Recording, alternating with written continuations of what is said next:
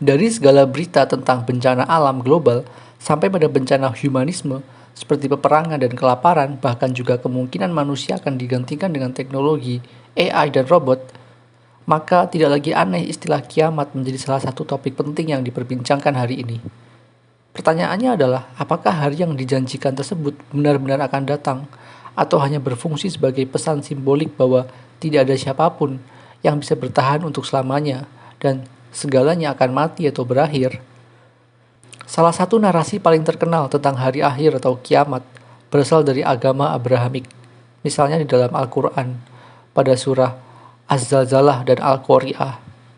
Kedua surah menjelaskan bagaimana keadaan hari akhir, dan bagaimana pula manusia tidak lagi relevan menghadapi guncangan dahsyat dari alam semesta. Apa yang manusia bisa lakukan hanyalah berserah diri terhadap apa yang sudah mereka lakukan. Yang baik akan dibalas kebaikan dan yang buruk akan mendapatkan balasan. Di sini, kiamat merupakan simbol dari puncak keimanan bahwa yang akhir itu pasti akan datang, dan tentunya apa yang akan dibalaskan. Kiamat atau juga apokalips di dalam bahasa Yunani kuno sendiri berarti pembukaan atau pengungkapan tentang puncak pengetahuan akan akhir dari segalanya. Suatu pengetahuan yang tidak sebatas informasi tentang status dari objek atau peristiwa tertentu, melainkan kerangka dasar bagaimana puncak keimanan tersebut dibangun.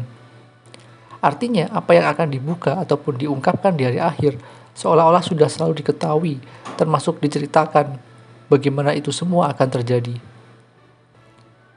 Berdasarkan ini, sekali lagi, kita akan belajar bahwa pengetahuan dan keimanan tidaklah saling berbenturan, melainkan dua sisi yang selalu bisa dimengerti lebih baik dari sisi yang di seberangnya. Persoalannya, janji tentang takdir yang akan datang bagi alam semesta dan seisinya ini pada akhirnya terkurung pada kerangka romantisasi masa depan. Meskipun kiamat digambarkan sebagai sesuatu yang penuh kecemasan dan kesengsaraan, namun tidak semua orang akan mengalaminya. Apa yang lebih banyak orang rasakan adalah sebatas kematian atau kiamat kecil. Posisi ini cenderung dan sudah terbukti membuat manusia yang meyakini kiamat akan menyangkal keniscayaannya dan menganggapnya sebagai sesuatu yang hanya akan datang. Sehingga tidak heran banyak orang tidak peduli, bukan karena mereka tidak beriman, karena mereka tahu kondisi mereka tidak akan relevan lagi bahkan sebelum hari itu tiba. Bukankah pada konteks ini pula terdapat perbedaan antara apa yang disebut fenomena alam dan bencana alam? Yang pertama berarti alam bekerja di dalam dirinya sendiri, dan yang selanjutnya berarti kerja alam tersebut menyentuh atau mengganggu kondisi berkehidupan manusia. Sehingga perlu digarisbawahi, apa yang mengubah fenomena alam menjadi bencana alam tidak lain adalah posisi manusia saat berhadapan dengannya. Namun, pertanyaannya lagi, apakah benar kiamat tersebut akan datang? Salah seorang filsuf yang paling giat membahas persoalan tentang bencana dan kehancuran alam adalah Jean-Pierre Dupuy. Dupuy menyebut bahwa janji atau ramalan tentang akhir dari dunia atau sebatas bencana alam besar seharusnya tidak dimengerti sebatas kemungkinan yang akan terjadi, melainkan sebagai kemungkinan yang sudah selalu benar bahwa hal tersebut sudah selalu terjadi. Artinya, cara membaca yang akan datang atau masa depan seharusnya selalu sudah diputar balikan, atau apa yang akan datang dibaca sebagai sesuatu yang sudah selalu terjadi, sebagai kemungkinan. Salah satu contoh komikalnya adalah saat Nabi Nuh mencoba membangun kapal besarnya. Tiba-tiba sebagian orang datang dan ingin membantunya. Lalu ketika ditanya, mengapa mereka ingin membantu? Jawabnya, biarkan kami membantumu membangun kapal, sehingga mungkin cerita tentang banjir besar tersebut akan salah atau keliru dan tidak akan terjadi. Berbeda dengan standar keimanan yang nantinya akan diverifikasi dalam bentuk pengetahuan, Dupuy menjelaskan keimanan tentang kehancuran tidak bisa bekerja layaknya seorang anak yang senang akan mendapatkan hadiah ulang tahun dari orang tuanya. Sebaliknya, saat berhadapan dengan bencana besar pada level kiamat, keimanan dibangun justru untuk membatalkan keimanan itu sendiri. Struktur narasi keimanannya bukan lagi tentang saya beriman karena itulah kebenarannya, melainkan menjadi saya atau kami beriman karena itulah kebenarannya, dan karenanya saya atau kami akan menghalanginya untuk terjadi. Mengutip Dupuy, ide tentang peristiwa katastrofi bukan saja berada di masa depan sebagai sesuatu yang sudah ditakdirkan untuk terjadi, namun di saat yang sama bersifat kontingent dan aksidental, sesuatu yang mungkin tidak terjadi.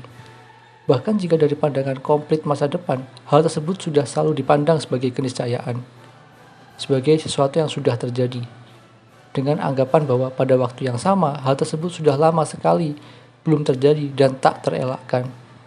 Sehingga kesadaran akan peristiwa tersebut, fakta bahwa hal tersebut akan terjadi, yang membuatnya secara retroaktif menjadi keniscayaan. Pada akhirnya, jika ada pahlawan yang bisa membaca sekaligus berani berhadapan dengan datangnya hari kehancuran adalah Noah atau Nabi Nuh itu sendiri. Noah membangun kapal besarnya bukan saja karena Tuhan menyuruhnya, melainkan pada dimensi radikalnya, Noah menyadari bahwa Tuhan saja tidak cukup untuk menyelamatkannya. Di posisi ini pula, kita bisa membaca pernyataan Heidegger bahwa hanya Tuhanlah yang mampu menyelamatkan kita hari ini. Pada dimensi yang lebih radikal, Noah meyakini bahwa Tuhanlah yang akan membantu dan menyelamatkan dirinya di dalam kehidupan sehari-hari. Namun hari ini bukan hari biasa. Hari ini adalah hari kehancuran. Hari bencana besar akan datang. Hari kiamat.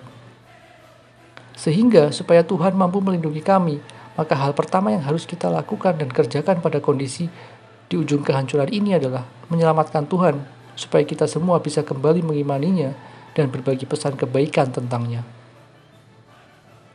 Sekali lagi, kita bisa melihat bagaimana kemungkinan akan hari kiamat selalu diimani secara terbalik. Sehingga tepat menyebut iman akan hari akhir merupakan puncak keimanan, sebab hanya melalui kesadaran akan total kehancuran inilah iman dibangun untuk membatalkan keimanan yang sebatas dalam bentuk keyakinan, melainkan sesuatu yang sudah selalu diperbuat dan dilakukan terhadap objek yang diimani. Keimanan akan Tuhan selalu terwujud seolah-olah Tuhan tersebut tidak ada, yaitu hanya dengan tangan manusialah mereka bisa membantu dan menolong sesama.